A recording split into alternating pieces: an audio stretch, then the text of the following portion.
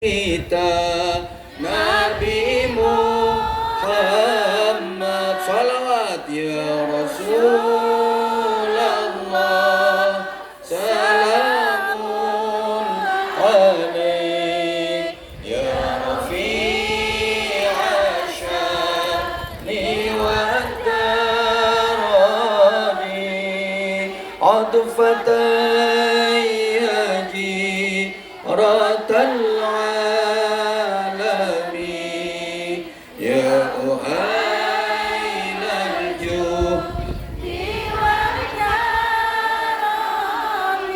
Salawat salam tetap padamu,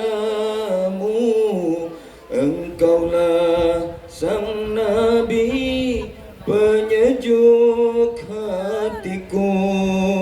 Kami semua selalu rindu, betapa ingin bertemu. Datanglah wahai sang kekasihku, hadirlah dalam mimpi indahku ya Rasulullah,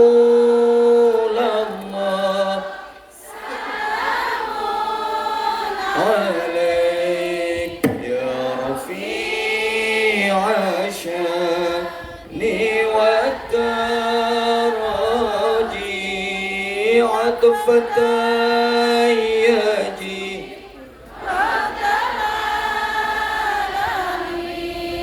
ya uhailal judi wal karami, Allahu Rabbi ku mohon doa, ampuni salah dan juga dosa, jadikan kami insan yang mulia, hati yang ikhlas serta bertakwa. Kumpulkan kami dan keluarga bersama Nabi kelak di syurga ya Rasulullah, salamun alaik ya Rafi'a sya'ni wa daraji, atfatan yaji ratal alami, ya uhailal judi wal karami. Allahumma shalli ala Muhammad. Mudah-mudahan salawat kita mengantarkan kita untuk mendapatkan syafaat Rasulullah. Doa-doa dalam syair salawat tadi mudah-mudahan diijabah oleh Allah Subhanahu wa taala, sehingga kerinduan kita kepada Rasulullah akan terobati, paling tidak hadirnya Rasulullah dalam mimpi kita. Atau kita diijabah untuk bisa berziarah ke Madinatul Munawwarah, berziarah ke Rasulullah sallallahu alaihi wasallam, dan puncaknya nanti kelak di surga kita akan dikumpulkan bersama Rasulullah sallallahu alaihi wasallam bersama dengan keluarga kita semuanya. Amin Allahumma. Ini adalah satu bukti bahwa sesungguhnya kita itu dekat dengan Rasulullah. Cuma kadang-kadang kitanya nggak sadar. Kita itu sebenarnya dekat dengan Rasulullah. Saya sering sampaikan, ketika panjenengan membaca Al-Quran, itu sesungguhnya panjenengan sangat dekat dengan Rasulullah. Kenapa? Karena waktu sampeyan baca Al-Quran, itu nafas sampeyan menyatu dengan nafasnya Rasulullah, suara sampeyan berpadu dengan suara Rasulullah. Kok bisa? Iya, karena Al-Quran adalah suara Rasulullah. Yang menyenandungkan Al-Quran pertama kali di dunia ini adalah Rasulullah Shallallahu Alaihi Wasallam.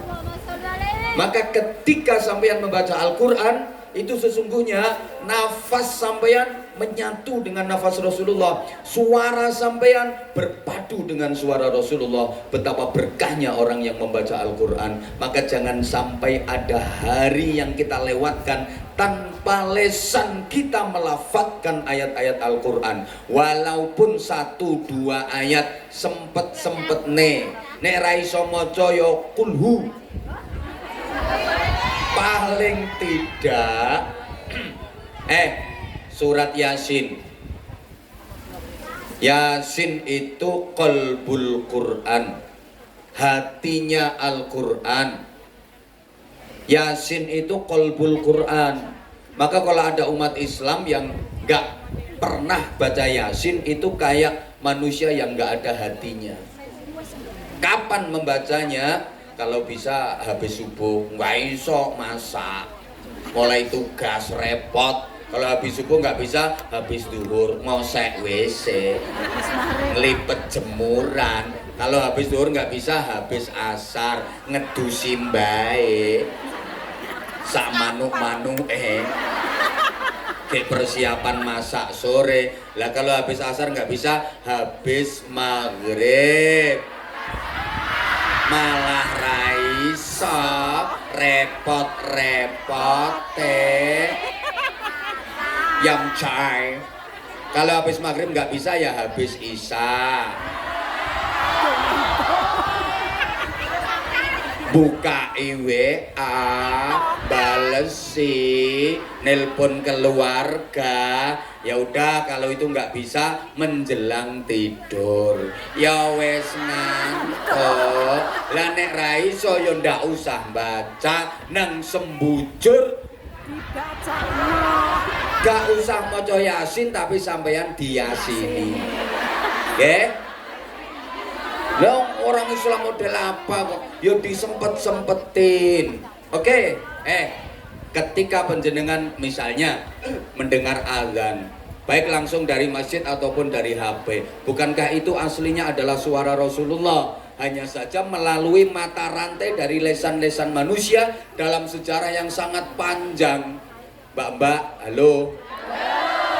Anda hadir di majelis ini berbusana muslimah, rapet, nutup aurat, pakai jilbab, walaupun ada yang terpaksa.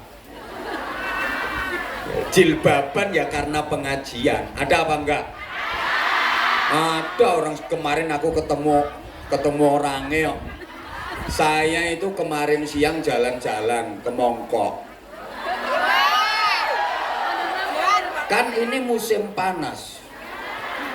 Masya Allah.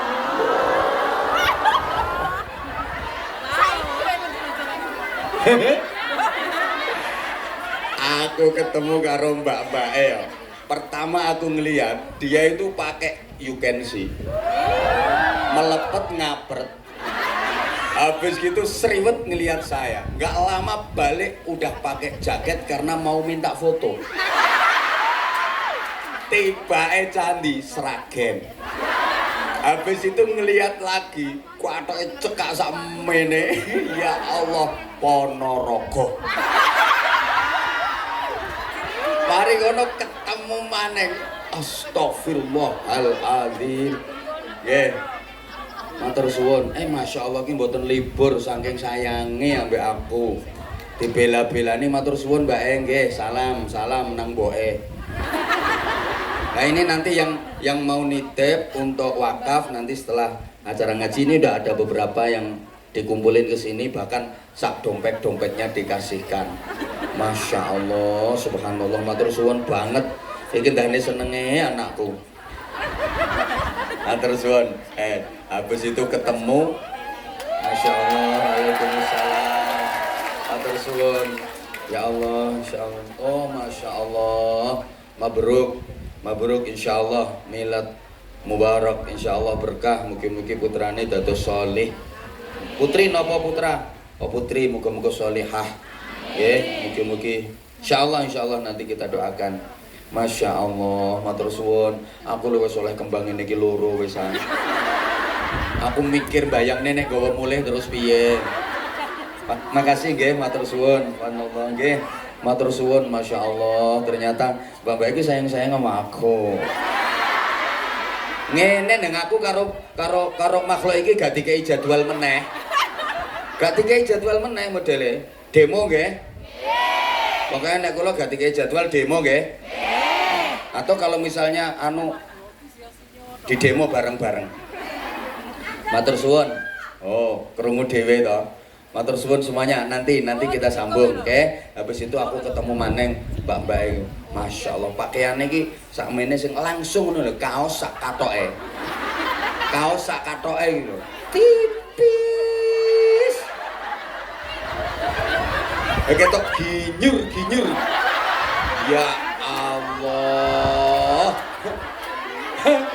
Oh main di Magetan. Mari ngono ketemu sing jilbaban berukut Bojonegoro.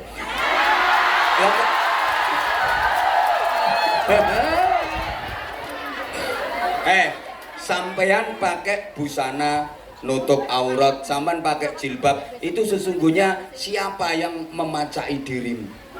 Yang mendandani loh. Wong Malang ngarani maca, Ponorogo dandan. Ngono lho, wong Jawa Tengah paes. Bojonegoro make up.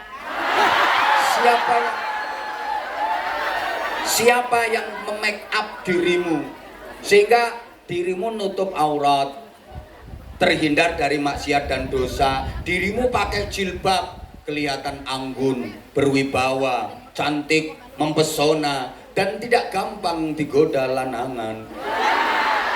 Itu siapa yang mendandani dirimu? Sesungguhnya adalah Rasulullah Shallallahu Alaihi Wasallam yang ngatur dirimu pakai nutup aurat, pakai jilbab sehingga dirimu kelihatan anggun, berwibawa, cantik. Itu Rasulullah. Maka sudah seharusnya ketika dirimu mengenakan jilbab, ketika dirimu memakai jilbab, lesanmu menyenandungkan sholawat sebagai wujud syukur kepada Rasulullah Shallallahu Alaihi Wasallam.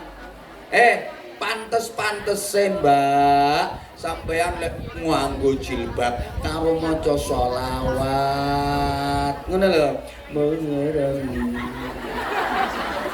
qalbi bihubbika mengerami ya Mustafa mengerami ya Rasulullah qalbi bihubbika mengerami ya Mustafa ya Malak ya Kusir Masyaf. Ngono wayahe karo sholawatan nggih. Ndak kok nganggo jilbab lambene dremimil majikan cerewet gregeten ning tak ombeni rinsu kene wis kesel karo karoan rewel bae sing tuwek iki ya ngono engko tak tekek gulune bayari ya telat ya medhit cerewet ora wis ini ki apa izin ora diizini ini kan apa ya kancaku kayak kok penak men oleh majikan kok genah men nasib ngene gaji ya telat ngene wis aku rong kirim anakku ya wayahe ngene. Menes pikiranmu sumpek, atimu lara, ora oleh ganjaran tambah oleh dosa. Kuwi wonge ngomong dhewe kuwi.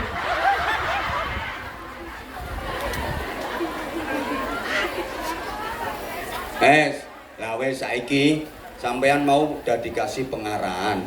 Jadi persaudaraan itu penting, soalnya innamal mu'minuna ikhwah. Iya.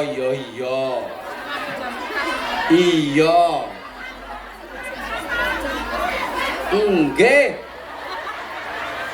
Orang mukmin itu bersaudara. Dengerin dong say. Syaiton. Innamal mu'minuna ikhwatun. Jadi orang-orang mukmin itu ikhwah. Ikhwah itu saudara. Kalau ukhuwah itu persaudaraan. Halo. Jadi ukhuwah itu persaudaraan. Mungkin sampean sering dengar istilah ukhuwah Islamiyah. Itu artinya apa? Persaudaraan yang diatur oleh syariat agama Islam. Jadi bukan hanya persaudaraan sesama umat Islam. Selama ini mungkin pemahaman sampean ukhuwah Islamiyah itu persaudaraan antar sesama umat beragama Islam. Kurang pas. Karena jangkauan arti dari ukhuwah Islamiyah itu universal, luas. Persaudaraan yang diatur oleh syariat agama Islam. Jadi menyangkut semua jenis persaudaraan. Persaudaraan dengan sesama umat Islam, persaudaraan dengan umat beragama lain, persaudaraan dengan siapapun, bahkan persaudaraan dengan binatang, dengan tumbuh-tumbuhan, dengan lingkungan. Itu masuk ukhuwah Islamiyah. Allahumma sholli ala Muhammad. Dan memang sesama mukmin itu saudara. Nabi menggambarkan kalbunyanil wahid yashuddu ba'duhum ba'dah.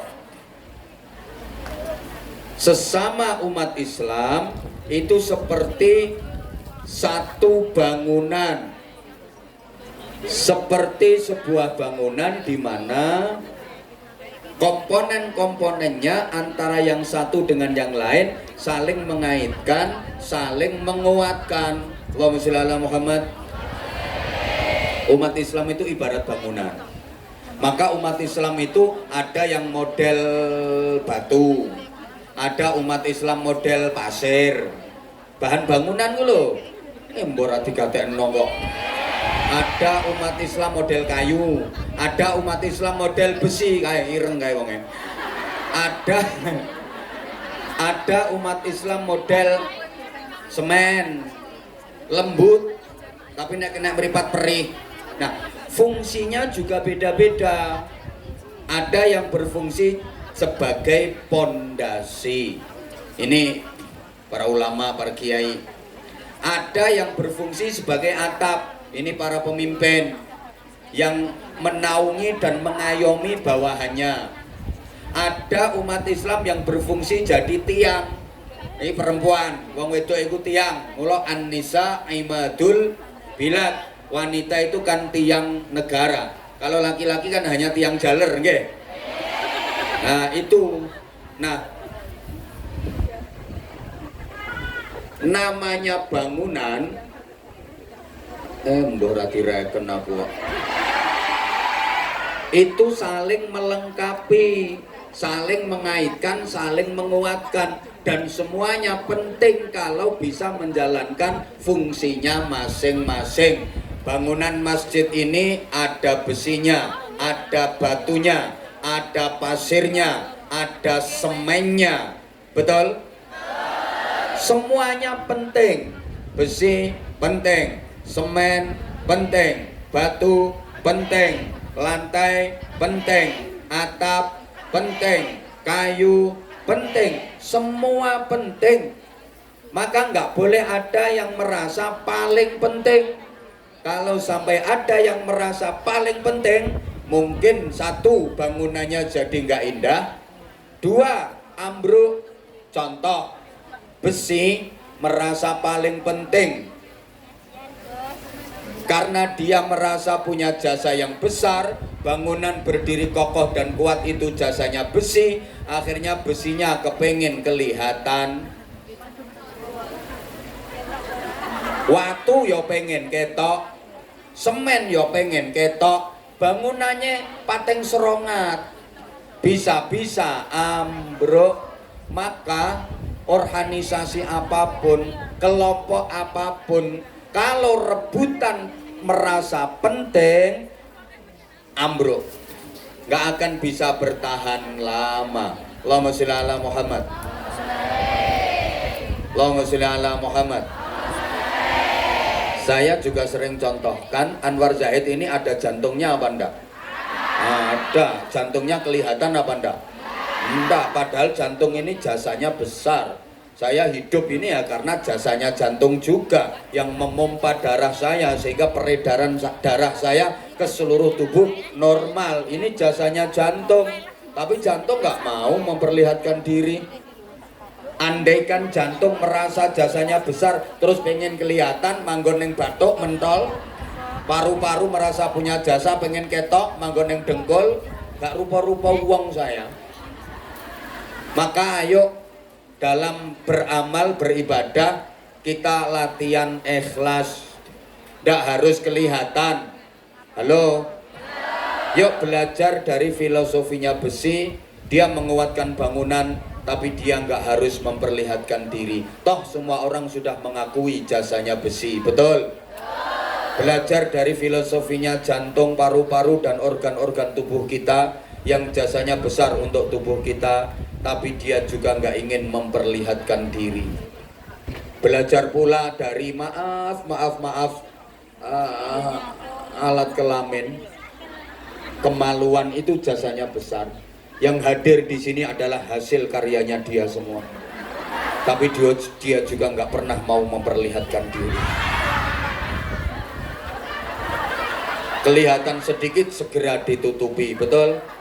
Itu orang yang ikhlas. Dalam beramal nggak harus kelihatan orang, nggak harus diperlihatkan. Maka orang ikhlas itu beramal seperti maaf ketika kita lagi BAB, buang air besar, bahasa Inggrisnya the singing. Kita pasti yo wis tak samar-samar nih kok cetak-cetak nih. Kita pasti kepengin merahasiakan amal yang satu itu. Nggak pengen dilihat orang, nggak pengen didengar orang, betul? Maka mau berangkat saja nggak bikin pengumuman. Ada orang mau ngising bikin pengumuman? Gila ya. Pasti diem-diem, bahkan melipir. Kalau bisa jangan sampai kelihatan orang. Pamit aja sungkan. Begitu masuk, pintu mesti ditutup rapet. Jangan sampai ada lubang yang bisa diinceng dari jaba. Harus ketutupan, jangan sampai kelihatan orang, betul? Begitu posisi duduk, ndoprok, posisi siap,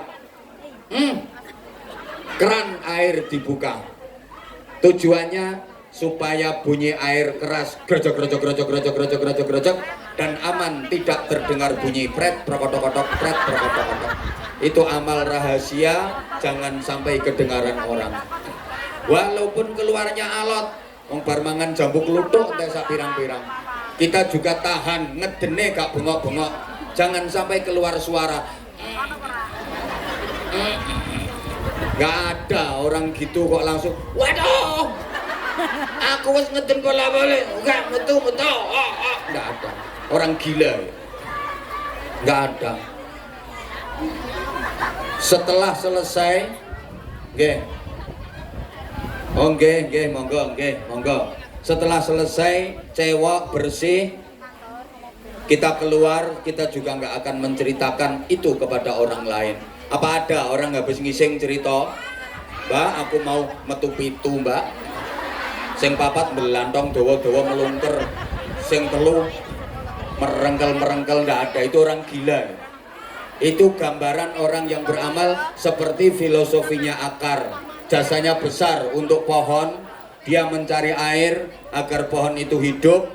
Kemudian pohon tinggi, besar, keluar daunnya, keluar bunganya, berbuah, rasanya manis. Semua orang memuji. Pohonnya kuat, kokoh, daunnya rimbun, bunganya indah, buahnya manis. Yang dipuji orang pohonnya, daunnya, bunganya, buahnya, akar sama sekali nggak disebut, tapi dia tetap sembunyi di dalam tanah.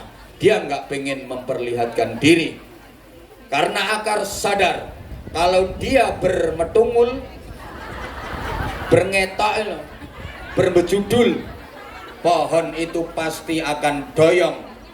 Bahkan kalau bejudulnya kokean, pohon itu bisa ambruk. Betul? Itulah nilai keikhlasan. Mudah-mudahan panjenengan semua tadi yang beramal benar-benar ikhlas, sehingga sedekah panjenengan itu bisa menjadi benteng dari siksa kubur, menjadi penyelamat dari siksa neraka. Nggak usah kenceng-kenceng aminnya, wong cuma $5. Lo ngono kuwi to. $5 ya amine bau anter. Iya. Iki alasane wong pelit ya ngono kuwi. Alasane wong pelit, pokoke nek sedekah sing penting ikhlas.